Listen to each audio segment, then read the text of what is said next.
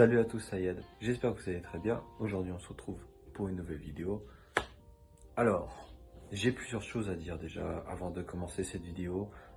Déjà, pour ceux qui viennent d'arriver sur cette chaîne, nous sommes un groupe de 3 personnes qui partageons des connaissances en développement personnel. Dans quel but, vous allez me demander? Tout simplement dans le but que vous puissiez vivre de vos rêves, de vos passions et que vous soyez des personnes heureuses et tout simplement comblées. C'est pas beau quand même ce qu'on vous donne là? On vous vend pas du rêve? C'est beau de rêver, non? Eh ben vous avez totalement le droit. Aussi, avant toute chose de commencer la vidéo, n'oublie pas, encore une fois, si tu veux nous soutenir, etc. Je sais, je suis saoulant, mais je suis obligé de faire, ok? N'oublie pas de t'abonner, de commenter et de liker. C'est important, ça fait toujours plaisir. Et dernière petite chose avant de commencer, les gars, on vient d'ouvrir un petit serveur Discord, ok, où on peut discuter, que ce soit de business, que ce soit de développement personnel, ou que vous vouliez juste discuter avec nous, apprendre à nous connaître, etc., ou partager quelque chose avec nous. Notre Discord vient tout juste d'être ouvert. Donc le lien sera dans la description. D'ailleurs, je vais vous mettre une jolie petite notification qui sera un peu près par là. Ouais, là, quelque part par là. Bref, tout se passe dans la description. Donc pour toutes les personnes qui viendront à chaque vidéo, je vous demande s'il vous plaît d'aller checker à chaque fois la description. C'est très important. Bref, les gars, aujourd'hui, on va parler de quoi? Aujourd'hui, j'ai réfléchi et je me suis dit, purée, il y a des choses que j'aurais aimé savoir et voir à l'école en fait. Des choses qui auraient pu m'aider moi et aider mon entourage et aider d'autres personnes simplement. Aujourd'hui, je vais vous partager 3 choses que selon moi, il manque à l'école. Tout simplement. Vous êtes prêts? C'est parti.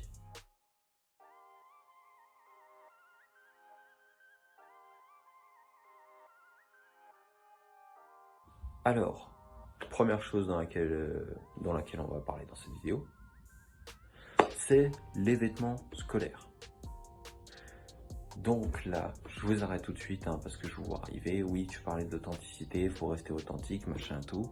Et là, tu nous parles qu'il faut mettre des vêtements scolaires, les gars. Le truc, je vais vous donner un exemple tout con. Par exemple, quand vous travaillez par exemple dans une usine, ou quand vous travaillez en tant que maçon, etc. Vous avez des habits de maçon, on vous reconnaît. Quand par exemple, on va, je sais pas, moi, on va dans le meilleur kebab du coin, on prend une commande et tout d'un coup, on voit des personnes rentrer habillées en pantalon de travail, avec le gilet, etc. On reconnaît tout de suite, c'est quelqu'un qui bosse sur les chantiers. Tu vas pas te dire, ah tiens, c'est un étudiant qui va habiller comme ça. Tu vois ce que je veux dire? Tu reconnais direct, tu peux directement distinguer la personne, te faire un avis sur te dire, ah, il fait tel métier potentiellement. Tu vois? Tu peux distinguer les gens. Et en fait, d'où je veux en revenir par là, c'est aussi une histoire de ne pas se faire juger.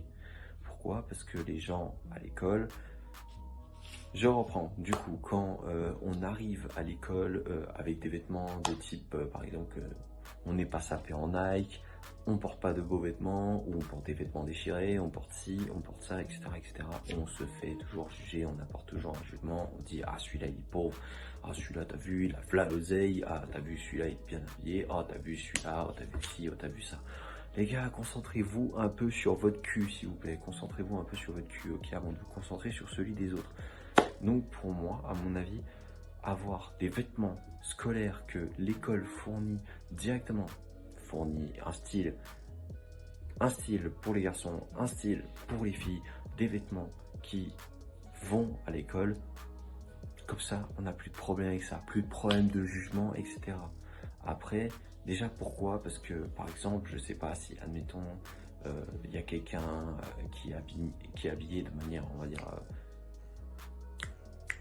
de manière qui te déplaise, on va dire plutôt ça comme ça, t'auras pas forcément envie de l'accoster. Tandis que si tu vois avec juste des vêtements scolaires, etc., t'auras que, en fait, la personne que t'auras en face à toi, face à sa parole, en fait, où tu auras à en juger, voir si c'est une bonne personne ou non, et si ça peut être un ami, etc., tout simplement. Donc ça ouvre déjà le début de porte au niveau de sociabilité. Donc tu auras que à faire une chose, c'est-à-dire aller faire la connaissance de cette personne et rien de plus, rien de moins. Tandis que quand tu vois quelqu'un qui est habillé, si tu vois un style vestimentaire qui te déplaît, tu vas dire ah mais ce gars il s'habille comme ça doit sûrement être, il doit être de ce style-là, etc., etc. Il va pas forcément me plaire, je lui parle pas. Tout simplement, encore une fois, ça apporte tout le temps du jugement, du jugement, du jugement, du jugement. Le but, pour moi, si on met des vêtements scolaires, c'est vraiment pour éviter et limiter un maximum le jugement, parce que déjà, ça blesse des gens de se faire juger, et aussi tout simplement parce qu'on évitera les problèmes. Deuxième point, les gars, là, ça concerne un peu plus sur les projets futurs, etc. Ce serait un suivi beaucoup plus approfondi sur le futur des gens. Donc qu'est-ce que j'entends par là? En gros, pour des stages, pour ceux qui veulent faire des études plus poussées, pour ceux qui veulent, je sais pas, par exemple, qui veulent atteindre un métier de rêve ou etc. Qu'on les aide beaucoup plus que faire simplement ah, tu veux faire quoi? Tu veux essayer quoi? Ah, on peut t'envoyer là-bas, allez, ciao, salut. Les gars, il faut vraiment, moi je pense vraiment que ce qui manque dans l'école, c'est vraiment des gens qui suivent. Je sais très bien que c'est très compliqué de suivre environ, je sais pas, les 1000 élèves, suivre chaque élève dans son avancée dans le futur, sachant que selon ce qu'ils testent, ça peut pas forcément leur plaire et qu'au final, il faudra peut-être trouver une solution de secours qui peut dépanner. Même, pour moi, on doit faire ça en fait, vraiment suivre quelqu'un sur le futur, pour son futur en fait, parce que prendre un élève, là je vais prendre un exemple suisse, étant donné que j'ai fait l'école en Suisse, ok, imaginons, voilà, on est en dernière année d'école obligatoire, vous êtes là, vous n'avez pas fait de stage, etc. Là on vous prend, vous ne connaissez pas ce que c'est le futur, la vie professionnelle, la vraie vie tout simplement, on vous balance là-dedans, on vous dit voilà, tu dois trouver un travail, tu dois trouver ci, tu dois trouver ça, en une année, ou même pas en 9 mois, tu dois trouver quelque chose. Non, qu'est-ce que je dis? En 6 mois, parce que tu commences l'école en août, les dernières chances de trouver un apprentissage ou trouver une place pour des études, c'est vers janvier, février. Donc ce qui fait août, on compte août, ok? Août, septembre, octobre, novembre, décembre, janvier, février, ça fait 6 mois et demi. Allez, on va arrondir 6 mois et demi, ça fait 6 mois et demi que tu dois trouver un travail ou quelque chose pour ton futur, alors que tu sais pas ce que c'est le futur, tu sais pas ce que c'est la vie professionnelle, tu sais rien de la vie. Certes, c'est le problème de l'élève de se renseigner, mais il faut pas oublier une chose, c'est que les gens, ils ont pas forcément ce courage de venir vers toi en premier. Et le but, c'est que les jeunes, surtout, en général, on n'est pas très curieux. Enfin, ce que je veux dire, c'est que quand nous, on est dans le but, le scolaire, on est encore gamin, etc., on ne veut pas forcément entrer dans la vie professionnelle. Le but, c'est vraiment de nous accompagner, nous, les jeunes, à nous plonger dans cette vie professionnelle petit à petit, pas nous prendre et nous secouer d'un coup comme ça et vous dire, voilà, toi, tu vas devoir trouver un taf dans 6 mois, sinon tu es à la rue, au revoir, merci. Suivant, voilà, toi, la même chose, tu les secoues comme ça, c'est pas bien. C'est pas bien, c'est juste gâcher leur futur et leur avenir, ce qu'on fait. Donc je pense que si on aurait un suivi beaucoup plus approfondi sur le parcours et le futur des élèves, ça pourrait clairement faire une très grosse différence. Et surtout, ça pourrait faire gagner confiance aux élèves, ça pourrait surtout faire en sorte qu'eux, ils aient beaucoup plus confiance en eux, encore une fois, mais aussi ça pourrait leur apprendre à ce que c'est la vie, ils pourraient goûter la vie, etc., apprendre de la vie, simplement. Et c'est ça qui manque beaucoup à l'école en fait. Et c'est ce que je reproche. Mais ma foi, encore une fois, je ne suis pas ministre de l'éducation ou quoi que ce soit pour changer quoi que ce soit. Malheureusement, je ne suis qu'un simple youtubeur. Dernier point de cette vidéo, les gars, n'hésite pas à liker, commenter si tu as aimé cette vidéo hein, et à la partager. Et surtout, n'oublie pas, en description, je te mettrai encore un petit quelque chose par ici, là tu le verras. Un petit lien dans la description pour rejoindre notre Discord, c'est gratuit, ça ne mange pas de pain. Allez, vas-y, viens t'amuser avec nous.